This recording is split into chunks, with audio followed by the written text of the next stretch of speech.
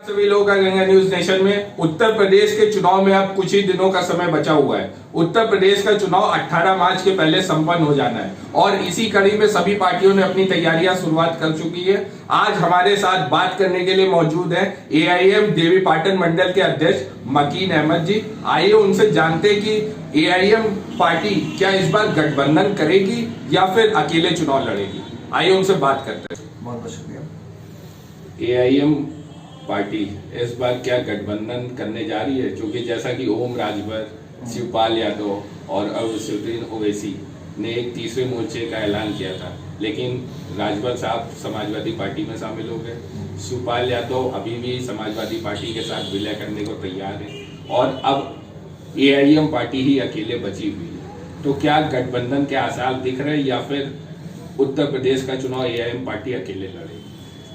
जैसा कि ओम प्रकाश राजभर समाजवादी पार्टी के साथ चले गए हैं, ये उनका अपना निजी फैसला है। और जैसे हमारे प्रदेश अध्यक्ष और राष्ट्रीय अध्यक्ष जनाब ओवैसी साहब का ये कहना है कि हम उत्तर प्रदेश का चुनाव पूरी ताकत के साथ लड़ेंगे, चाहे हमारा गठबंधन हो या ना हो। दोनों शर्तों पर चुनाव एमआईएम पूरी मजबूती के साथ और ताकत के साथ में लड़ेंगे। आने का चांस होगा तो ये पार्टी के जो बड़े जिम्मेदार हैं प्रदेश लेवल के या राष्ट्रीय लेवल के, ये उनका काम करेगा। मेरा और कैसर है, ये प्रमुखता से हम लोग इस पर फोकस कर रहे हैं। वैसे तो हमारी कोशिश है कि हम 7 विधानसभा सीटों पर चुनाव लड़ाएं, लेकिन नानपारा, बहराइच, मटेरा और कैसरगंज, इन 4 सीटों को प्रमुखता से हम लोग फोकस कर रहे हैं और इस पर मेहनत जारी है। अपना अपना एक विकास का रोड मैप तैयार करती है, तो एआईएम किन मुद्दों पर उत्तर प्रदेश का चुनाव लड़ने जा रही है? देखिए, मुद्दे तो इतने हैं कि उसको आप गिन नहीं सकते, लेकिन सरकार किसी की भी रही हो, शहर आप देख लीजिए, बहराइच की हम बात कर रहे हैं, बहराइच में कोई विकास नहीं हो रहा है। आप सड़कें देख लीजिए, नालियाँ देख लीजिए, रोड देख लीजिए, शिक्षा का स्तर देख लीजिए, किसी चीज़ में कोई डेवलपमेंट विकास नहीं है।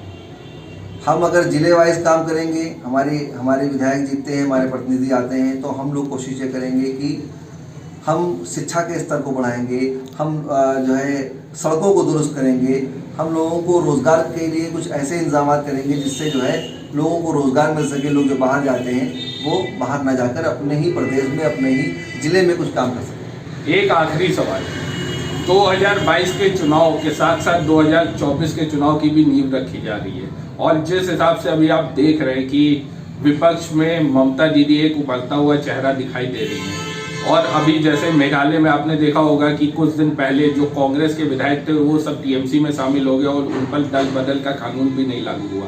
तो क्या 2024 में ममता बनर्जी एक पीएम दावेदार हो सकती हैं? मैं कोई प्रतिक्रिया नहीं दूंगा। मैं ममता जी हो या मोदी जी हो, 2024 का जो चुनाव होगा वो 2022 के बाद तय किया जाएगा।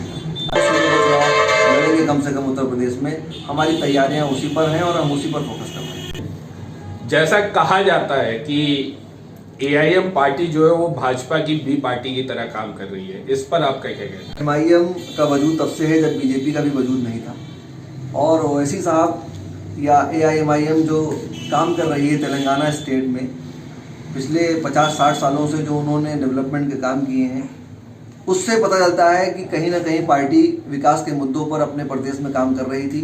अब जब उसको ये लगा है कि दूसरे राज्यों में भी विकास के मुद्दे छूट गए हैं, खासकर अल्पसंख्यकों के और पिछड़ों के, तो उन मुद्दों को लेकर ओवैसी साहब ने और पार्टी ने दूसरे प्रदेशों में जाने का तय किया है।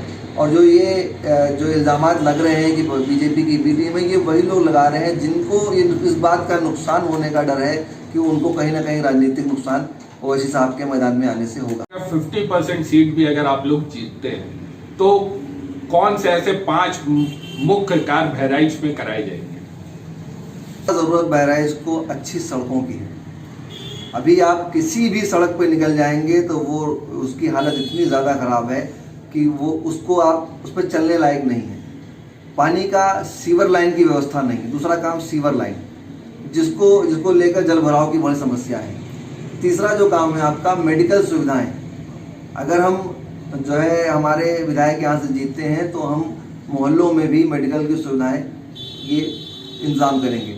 चौथा, जो काम नगर पालिका का है वो नहीं कर पा रही है। अगर हमारे नगर पालिका में भी प्रतिनिधि बनते हैं तो हम बहराइच की सफाई व्यवस्था को बहुत आगे ले जाएंगे। तो ये थे हमारे साथ मकीन अहमद जी, जिन्होंने बताया कि अगर उत्तर प्रदेश के विधानसभा चुनाव में एआईएम पार्टी अगर जीतती है बहराइच से तो सड़कें बनवाई जाएंगी, शिक्षा पर ध्यान दिया जाएगा, साथ ही साफ सफाई पर भी ध्यान दिया जाएगा। कैमरामैन अनुज के साथ शुभम तिवारी, गंगा न्यूज नेशन।